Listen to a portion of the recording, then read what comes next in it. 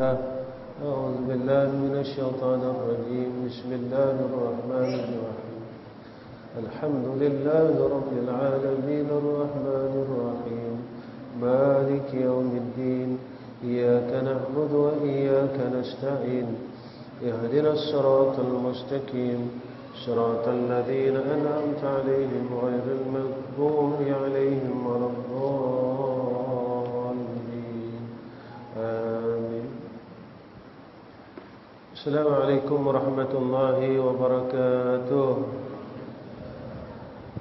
الحمد لله رب العالمين والصلاة والسلام على أشرف الأنبياء والمرسلين وعلى آله وصحبه أجمعين.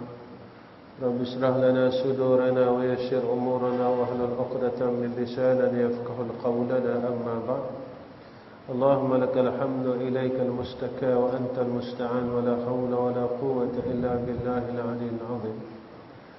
قال المصنف رحمه الله تعالى, nasihat keempat, kadar balasan mengikut kadar amalan. Wahai anakku yang tercinta, selama mana engkau tidak beramal, maka selama itulah engkau tidak mendapat pahala. Kalau kita tak beramal, selama itulah kita tak dapat rahmat Allah. Kalau nak mendapat rahmat Allah, maka beramallah. Dalam arti kata, kalau nak beroleh rahmat Allah, berusahalah berubah. Berusahalah berubah kalau nak rahmat. Sebab Allah sangat menyayangi hamba-hambanya yang bersungguh-sungguh untuk berubah menjadi orang saleh. Diriwayatkan bahawa ada seorang laki-laki di kalangan Bani Israel yang telah beribadat selama 70 tahun lamanya. Dia ibadat 70 tahun. Lalu Allah Ta'ala mahu menunjukkan keadaannya ini kepada para malaikat. Maka Allah mengutuskan kepadanya seorang malaikat yang memberitahu bahawa walaupun ia telah beribadat 70 tahun lamanya, namun ia masih belum layak untuk masuk ke dalam syurga. Apabila malaikat ini selesai memberitahu hal ini kepadanya, ada zaman dahulu, kaum Bani Israel, ada seorang hamba Allah, seorang laki-laki di kalangan Bani Israel, dia ibadat selama 70 tahun. Lalu Allah mengutuskan malaikat memberitahu kepadanya, engkau ibadat 70 tahun belum layak untuk engkau masuk syurga. Apabila malaikat ini selesai memberitahu hal ini kepadanya, laki-laki tadi, lalu ia berkata, laki-laki ini apabila malaikat kata kepada dia, engkau dah ibadat 70 tahun nama dia, engkau masih belum layak lagi masuk syurga. Apa kata laki-laki? Berkata ia, itu bukan urusan saya, dia kata. Maksudnya masuk syurga tak masuk syurga, saya tak tahu. Saya diciptakan untuk beribadah kepada Allah. Urusan saya, kerja saya sebagai hamba, saya buat ibadat je, saya buat baik je. Allah nak bagi syurga atau tak, itu bukan hak saya, itu hak Allah. Maka itulah kerja yang mesti saya lakukan sebagai seorang hamba Allah. Yang saya mesti buat ibadat. Saya mesti buat baik. Nanti habis ceritakan apa dia punya moral cerita. Apabila malaikat itu kembali kepada Allah, lalu ia berkata, wahai Tuhanku, sesungguhnya engkau maha mengetahui dengan apa yang telah diperkatakan.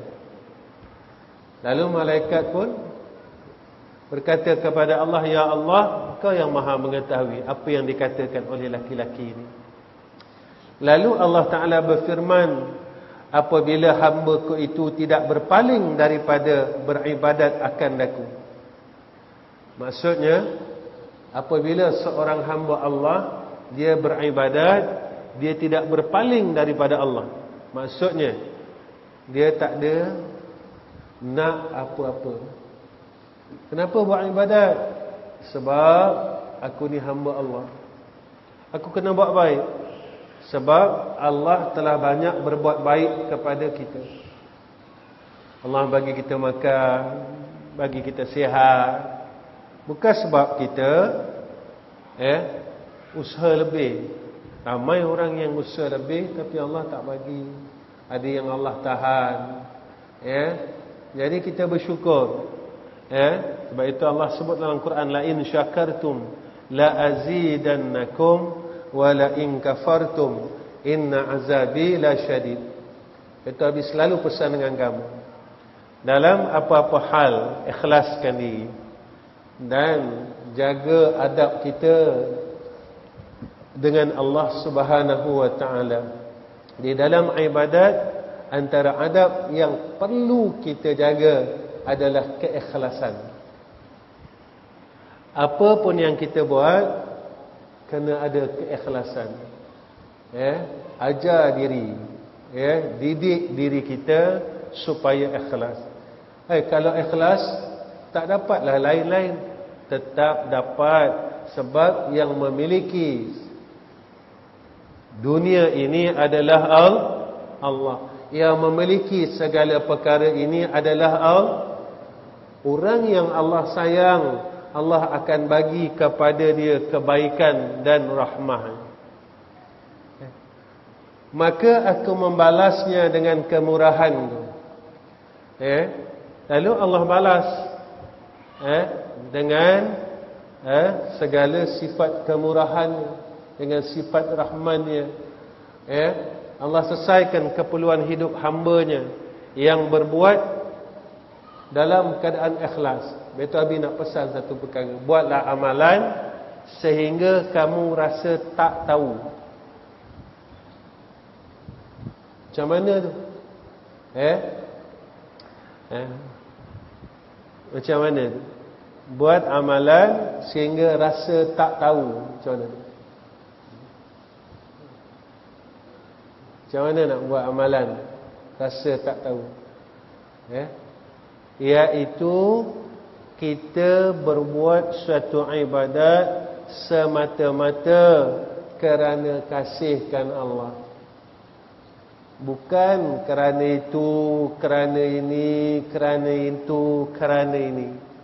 Kenapa buat ni? Sebab kita nak rezeki kita luas. Kenapa ni? Kita nak macam ini. Sampai kita tak tahu, kata ulama. Maknanya orang yang beribadah semata-mata kerana Allah. Aku juga tidak akan berpaling daripadanya. Jika kita tidak berpaling daripada Allah, Allah tidak akan berpaling sekali-kali kepada hamba. Ini Allah sebut dalam surah Al-Kahfi kan. فَمَنْ كَانَ يَرْجُو لِقَاءَ رَبِّهِ فَلْيَعْمَلْ عَمَلًا صَالِحًا وَلَا يُشْرِكْ بِعِبَادَةِ رَبِّهِ أَحَدًا. Buat amal saleh, tapi jangan sekali-kali menyekutukan Allah. Mana jangan berpaling daripada Allah. Betul-betul lillahi ta'ala. Buat apa pun. Kamu belajar, kamu mengajar, kamu apa, kamu berkhidmah, kamu apa sekalipun, kamu ibadah, bermakna kamu buat kerana Allah. Kamu tak berpaling daripada Allah. Walaupun di sekeliling kita ni banyak benda-benda yang buat kita boleh berpaling. Dunia, orang. Kadang-kadang kita buat sebab orang. Kalau orang ramai lain, orang sikit lain. Ada orang yang kita nak tunjukkan lain. Maknanya Allah ini amat mengetahui. Kalau kita buat selain daripada Allah, Allah tahu. Sebab Allah amat membenci akan hamba-Nya yang menyekutukan Allah. Wahai para malaikatku, bersaksilah kamu semua bahawa aku telah mengampuni akan segala dosanya. Ya, nampak? Bila kita buat semata-mata kerana Allah, Allah membalas dengan kemurahannya. Allah sentiasa memandang kepada hamba-Nya, dan Allah mengampunkan segala dosa-dosanya. Itu hebat amalan orang ikhlas. Bila kita ikhlas, kita belajar ikhlas, Allah akan selesaikan segala keperluan kita, yakni Allah membalas dengan sifat kemurahannya. Apa yang kita perlukan, Allah cukupkan. Kedua, Allah sentiasa memandang kepada hamba-Nya. Maknanya, setiap doanya dikabulkan, setiap perkaranya diselesaikan, tapi ikhlas. Ketiga, Allah ampunkan segala dosa-dosa. Tapi kalau nak juga amalan yang tidak ikhlas, maka tidak akan memperolehi apa yang telah dikurniakan oleh Allah. Dan sabda Nabi sallallahu alaihi wasallam, hasibu anfusakum qabla an tuhasabu wa zinu a'malakum qabla an tuzan. Artinya, hisablah dirimu sebelum kamu dihisab, dan timbanglah amalanmu sebelum kamu ditimbang. Dan berkata Sayyidina Ali karamallahu wajhah, man zanna annahu bidunil jahdi yasilu fahuwa mutamanna wa man zanna annahu bibadli jahdi yasilu fahuwa mustaghni. Siapa yang menyangka bahawa tetap usaha ia akan dapat masuk ke dalam syurga, maka orang itu hanya berangan-angan sahaja.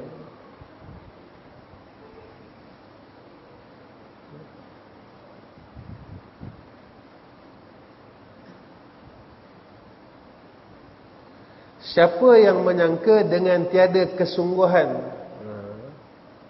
Dalam kitab Rumi dia sebut apa situ? Ismail main tak ada.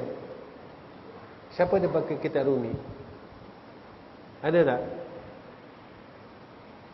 Ada tak? Siapa yang dia pakai kitab Rumi? Kalau ikut kat sini awal menawal. Kalau ikut kat sini, kalau ikut matan dia, man zanna annahu bidunil jahdi, maknanya siapa-siapa yang menyangka bahawasanya dengan tiada beramal, kan? Jadi siapa-siapa yang menyangka bahawa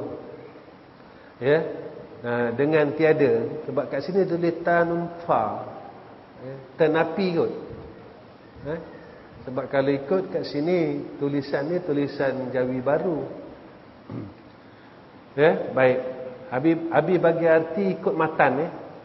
Man zanna annahu bidunil jahdi, dan barang siapa yang menyangka, siapa-siapa yang menyangka bidunil jahdi, dengan tiada beramal, tiada bersungguh-sungguh beramal, yasilu fahuwa mutamanni, ia akan dapat masuk ke dalam syurga, maka orang itu hanya berangan-angan sahaja. Siapa yang tak beramal tapi dia sangka dia ahli syurga, ini bahaya. Apa nak faham? Dia rasa dia baik aja, beramal tak ada, apa pun tak ada, tapi dia dah sangka dia ahli syurga.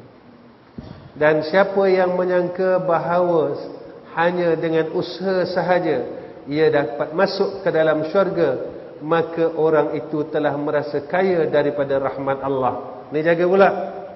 Wa man zanna annahu bibadhil jahdi yasilu fahuwa mustaghni. Siapa yang menyangka dia banyak beramal, dia boleh masuk syurga dengan dia tidak berharap akan rahmah Allah, maka orang ni seolah-olah telah merasakan dia lebih kaya daripada Allah. Jadi dua perkara ni kena jaga. Satu, jangan sangka kita ahli syurga jika mana kita meninggalkan amal soleh. Kedua, jangan menyangka kita dah banyak buat amal soleh, langsung kita rasa kita dah ahli syurga sehingga kita terlupa akan rahmat Allah. Anak siapa tu? Anak siapa tu? Takut nanti jatuh ke apa ke. Cuba tengok-tengokkan sikit. Takut dia jatuh. Nanti dia main tu takut dia jatuh. Habis takut jatuh je, bukan apa. Takut dia main tingkap apa semua, takut dia jatuh. Bukan pasal tingkap pecah boleh ganti. Kalau dah kaki patah tak boleh ganti.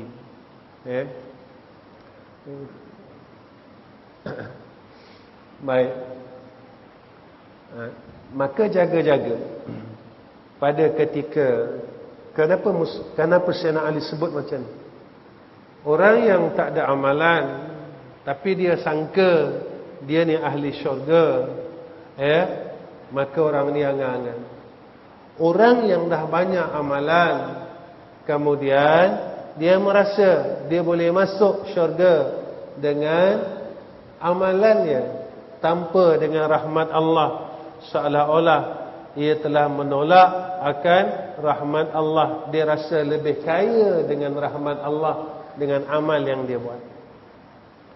Kita ni, jika tak ada rahmat Allah,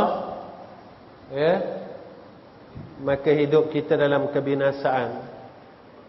Kita nak masuk syurga, kita amal banyak, tapi kita yakin dah kita masuk syurga. Tak mampu nak beli syurga dengan amal yang banyak. Sebab apa? Sebab kita nak bayar, nak menandingi kurnia Allah, nikmat yang Allah berikan kepada kita, tak mampu. Pernah satu kisah seorang ahli abid yang telah beribadah 70 tahun ke 100 tahun ke, habis lupalah kisah tu. Jadi dia nak masuk syurga dengan amal ibadah ini.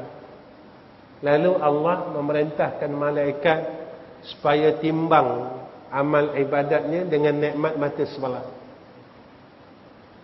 Lalu berat lagi nikmat mata sebelah. Menangis ahli abid, sebab dia menyangkakan bahawa ibadatnya yang puluhan tahun itu mampu untuk masuk syurga Allah. Tak mampu. Buatlah baik sebanyak mungkin, tapi jangan bergantung kepada amalan tersebut sehingga kita menidakkan akan rahmat Allah. Kita habis selalu pesan dengan kamu, belajarlah beramal kerana kasih. Buat amal kerana kasih. Kenapa kita sembahyang duha? Sebab aku sayang Allah. Kenapa kau sayang Allah? Allah bagi aku rezeki yang tak mampu aku nak balas. Kenapa kita baca Quran? Sebab aku sayang Allah. Kenapa aku mampu baca Quran ini dengan kasih sayang Allah? Sebab berapa ramai lagi orang yang tak mampu untuk membaca Al-Quran. Dan Allah kurniakan kepada kita mampu baca Quran. Berapa ramai orang yang tak mampu baca Quran, tak boleh baca Quran. Ada kita boleh baca Quran, maka kita letakkan, ya Allah, aku sayang kau, sebab engkau telah kurniakan kasih sayangmu kepadaku dengan aku boleh baca Quran. Tapi kadang-kadang kita terlupa. Tak? Dulu kita tak boleh baca Quran. Bila dah boleh baca Quran, kita rasa sombong. Kita rasa sombong dengan Allah Subhanahu wa ta'ala. Jangan macam tu dengan Allah. Dan berkata Hasan Basri rahimahullahu ta'ala, mencari syurga tanpa habis dapat dah awal. Dapat dah. Tanpa. Ya. Ni Jawi baru ke Jawi lama? Habis pun. Jawi baru kot. Kalau Jawi dulu ta nun fa alif kan. Ni baru kan. Mencari syurga tanpa amalan adalah satu dosa daripada segala dosa. Ni kalam Hasan Basri, seorang aulia. Orang yang menuntut syurga tapi tak nak buat baik, satu dosa daripada segala dosa. Kat mana dosa? Dekat sombong. Dia rasa dia boleh masuk syurga tanpa dia berbuat amal soleh. Maka Hasan Basri kata dosa daripada segala dosa. Kat mana dosanya? Dosanya tersembunyi dekat dosa sombong. Alah, aku tak payah buat baik, tak apa. Nanti masuk syurga. Pernah tak dengar kalam tu? Pernah tak dengar perkataan? Rupanya kalam itu kalam kesombongan. Walhal Nabi dah sebut dalam hadis, tidak akan sekali-kali seseorang itu masuk ke dalam syurga jika mana dalam hatinya ada sebesar zarrah. Zarrah ni besar mana? Pasir pecah 1000. Ni halus tu. Di dalam hatinya adanya kesombongan dan riak. Kita kadang-kadang kita tak perasan kita sombong. Kita ada ilmu, kita sombong. Dan kita terlupa ada orang lebih alim pada kita. Kita ada harta, kita sombong, dan kita terlupa ada orang lebih ada harta daripada kita. Sebab itu alangkah bodohnya, kalam hukama, alangkah bodohnya orang yang berada dalam kesombongan. Dan beliau berkata lagi, Allahu tanda faham hakikat ilmu itu. Orang yang dikurniakan faham, ini kalam Hasan Basri. Orang yang dikurniakan faham, tanda faham hakikat ilmu.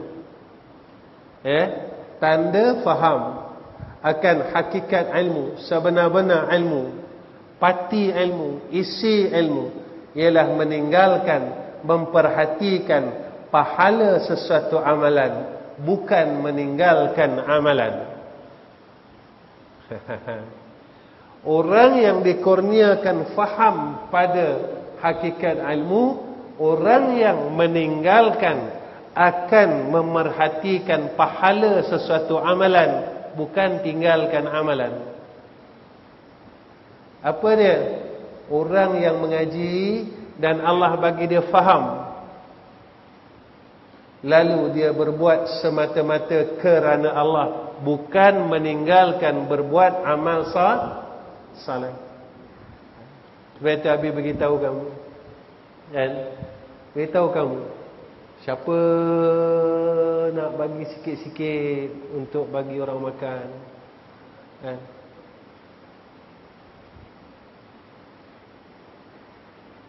walaupun RM10, RM20, selalu kita akan tanya, apa aku dapat? Yang ni dinamakan tipu daya. Kerana apa? Kerana kita terlupa tentang rahmat Allah. Rahmat Allah luas, tak boleh ukur rahmat Allah. Dan Allah tidak melihat sikit atau banyak. Yang Allah nak tengok, kamu buat ini, boleh tak kamu berbuat kebaikan itu kerana Allah? Kamu sayang tak akan agama Allahu? Kita sayang tak Allah? Kita sayang tak Nabi Muhammad?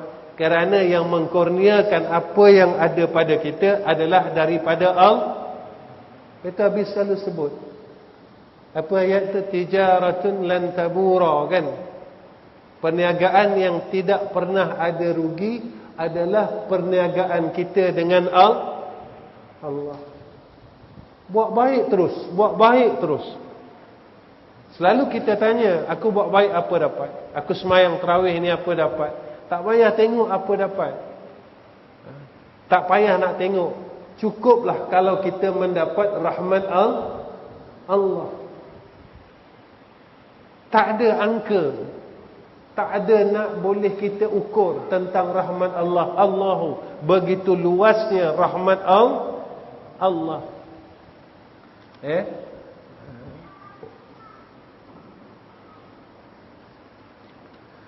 Dan bersabda Rasulullah sallallahu alaihi wasallam, al-kaisu man dana nafsahu wa amila lima ba'dal mauti wal ahmaku man ittaba'a hawahu wa tamanna 'ala Allah ta'ala al-amani. Apa kata Nabi sallallahu alaihi wasallam? Orang yang bijak, orang berakal, orang pandai ialah orang yang sentiasa menghitung dirinya dan beramal untuk kehidupan sesudah mati. Dia sentiasa hisap diri dia. Yang ni salah ni, yang ni tak betul, lalu dia lawan nafsu dia. Dia ikhtilaf dengan nafsu dia. Sebab itu Abi sangat nak pesan dengan kamu. Mudah-mudahan selepas daripada malam ini kamu berusaha, dan Nabi juga berusaha untuk kita memohon dan mendapatkan rahmat Allah. Tak kisahlah di mana, kerana setiap kebaikan yang kamu buat, maka di situ ada rahmat. Setiap kebaikan yang kamu buat, Allah, di situ ada rahmat. Kalau pelajar-pelajar, kamu tengok ada sampah, kamu ambil, di situ ada rahmat. Rahmat ini jadi apa kat kita? Kalau kita sebagai ahli ilmi, maka rahmatnya Allah kurniakan ilmu, dan Allah kurniakan sifat ilmu. Ini kata rahmat. Dan orang yang bodoh itu ialah orang yang selalu memperturutkan kehendak hawa nafsunya. Ikut dia. Nafsunya nak lawan Allah, ikut. Nafsunya buat perkara yang tidak diredai oleh Allah, dia ikut. Walaupun Allah tak benarkan, dia lawan, dia ikut. Dia kata macam-macam. Lepas itu kadang-kadang kita perlu hati-hati. Sebenarnya bukan kita lawan orang, tetapi kita melawan Allah. Sebab yang perintah tu Allah.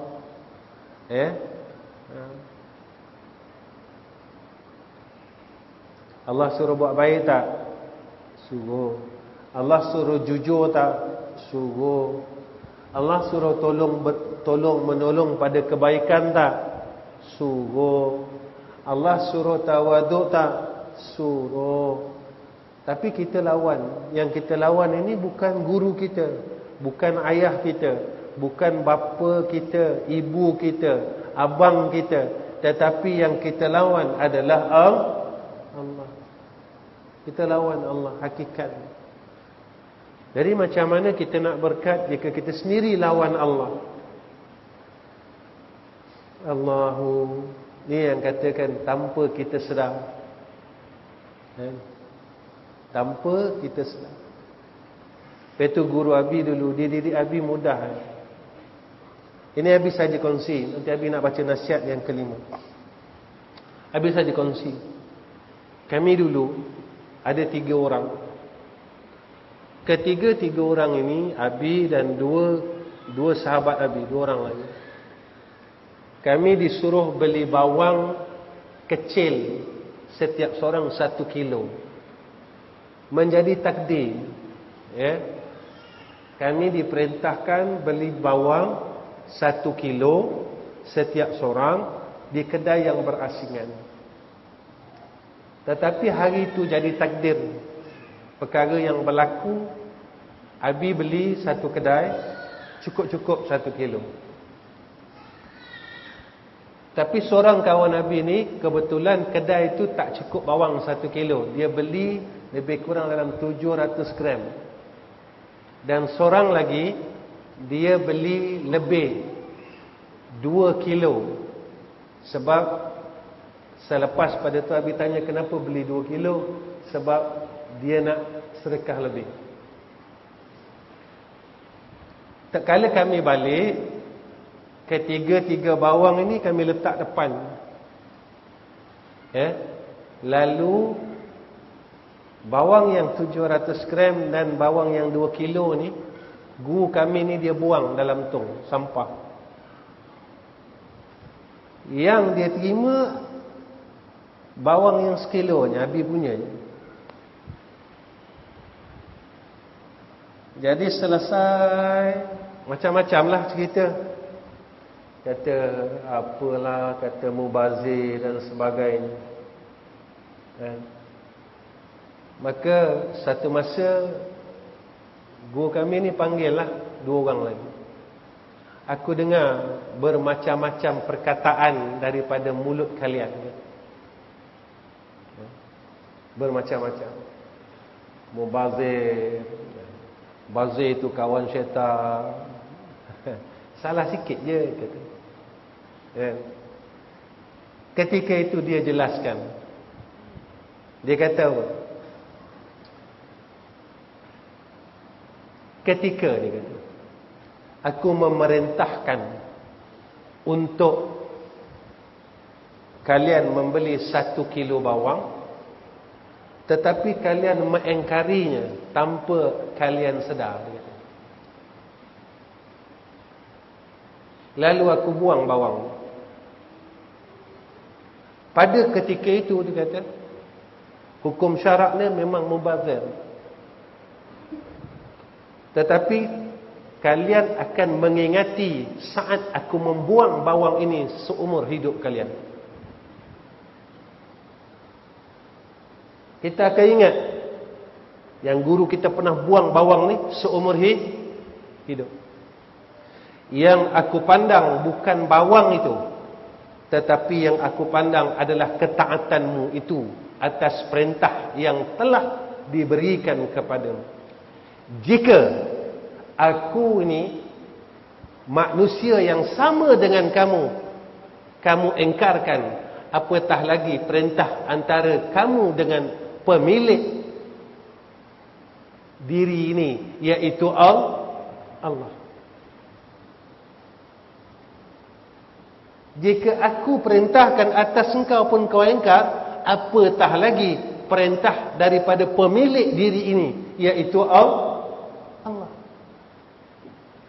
Sebab itu ada seorang ulama dia pesan dengan muridnya, jika aku yang nampak ini kamu engkarkan, apatah lagi zat yang kamu tidak nampak.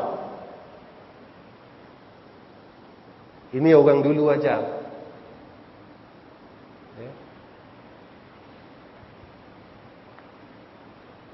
Jika yang nampak ni pun kita engkar, apatah lagi zat yang ghaib.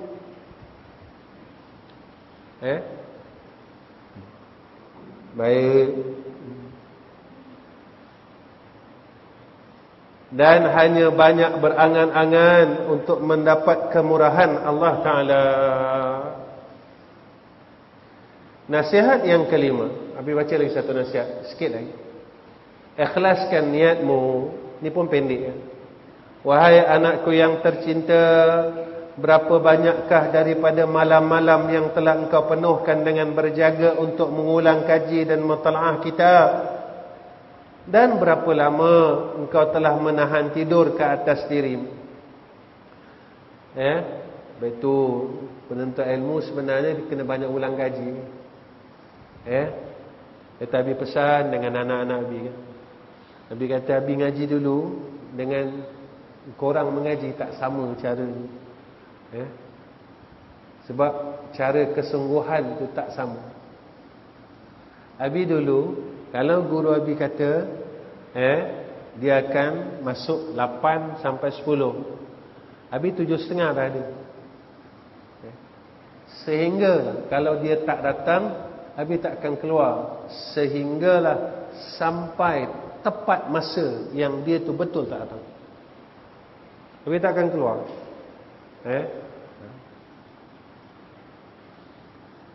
Sebab kita tahu, sebab Abi tahu dulu, bukan dulu, sampai sekarang Abi bodoh. Dulu bodoh, sekarang pun bodoh. Jadi orang bodoh ni, dia memang mengharapkan barakah.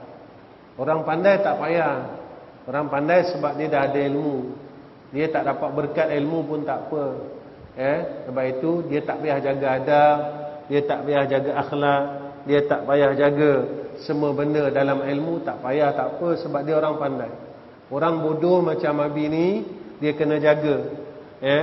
Dia kena jaga sebab dia tahu dia bodoh. Sebab Abi sedar yang Abi ni bodoh. Tapi kalau orang pandai, dia tak payah jaga. Tak payah jaga, tak apa, sebab dia dah pandai. Sebab dia rasa dia dah pandai. Walhal perjalanan ilmu itu adalah perjalanan yang mendahului akan adab. Belajar macam mana, jika kita tak mendahului akan adab, maka ilmu ni tak berkat. Saya tidak pasti apakah niat yang mendorongkan engkau berbuat demikian.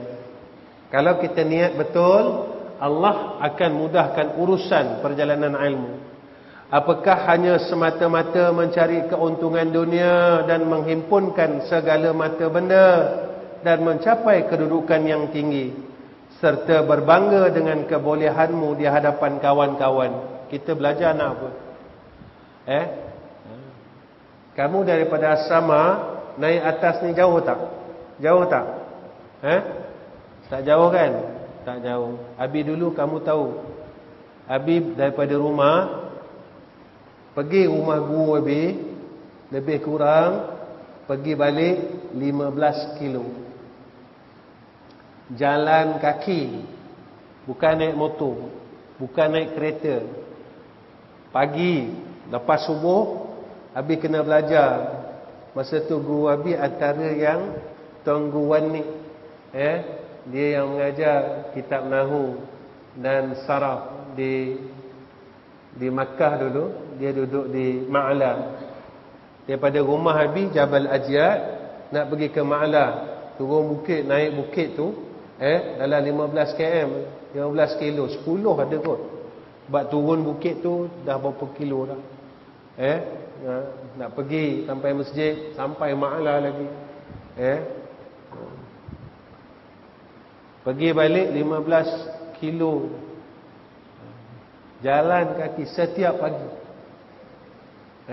Kami tak mengeluh pun. Sambil-sambil kami balik, pergi dan balik, habis wirid-wirid yang guru kami bagi.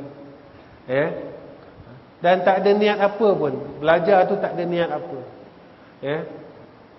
Memang niat supaya Allah redha dan beroleh rahmat Allah. Abi kata, Abi mengaji dan kamu mengaji tak sama.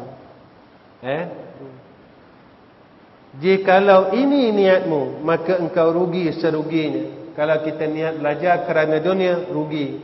Tetapi jika niatmu di dalam usahamu itu untuk menghidupkan syariat Nabi Muhammad sallallahu alaihi wasallam dan memperbaiki akhlakmu. Kalau kita mengaji sebab kita nak menghidupkan akan syariat yang dibawa oleh Nabi, supaya agama aku jadi kuat, akhlak aku jadi baik, serta memecahkan keinginan nafsumu yang selalu menyuruh untuk berbuat jahat, supaya aku boleh lawan nafsu, jadi orang baik, daripada mazmumah kepada mahmudah. Maka untunglah engkau Allah 1000 untung.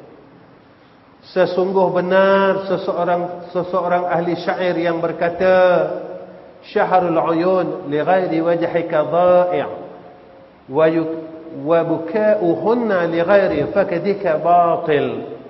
Artinya, berjaga malam kamu bukan kerana zatmu adalah sia-sia, dan menangis kalau bukan kerana kehilanganmu adalah tidak berguna. Wallahu alam. Takat ni nanti kalau habis kupas air ni kan panjang lagi pula. Sampai situ je. InsyaAllah malam esok kita sambung nasihat yang ke-6. Jadi insyaAllah sampai sini aja malam ni. Apa yang Abi dapat daripada nasihat-nasihat ni, betulkan amalan, betulkan niat, buat kerana kasih dan menuntut rahmat Allah.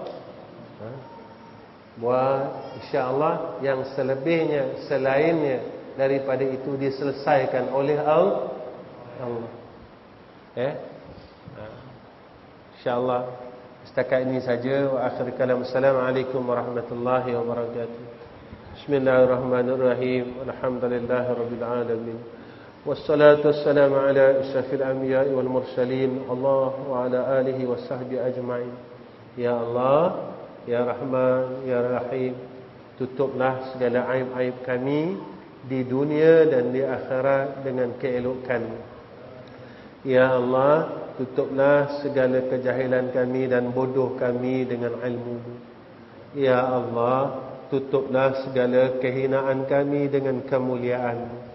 Ya Allah, jadilah kami hamba yang mengasihi akan orang-orang di sekeliling kami, dan orang-orang di sekeliling kami mengasihi kami kerana-Mu dan kerana Sayyidina Rasulina Muhammad sallallahu alaihi wasallam. Ya Allah, berkatkan hidup kami, berkatkanlah umur kami, sihatkan tubuh badan kami ya Allah, di dalam kasih sayang-Mu dan rahmat-Mu. Wassallallahu ala Sayyidina Muhammad wa ala alihi wa sahbihi wa baraka wa sallama. Walhamdulillahi rabbil alamin. Takabbalallahu minna wa minkum.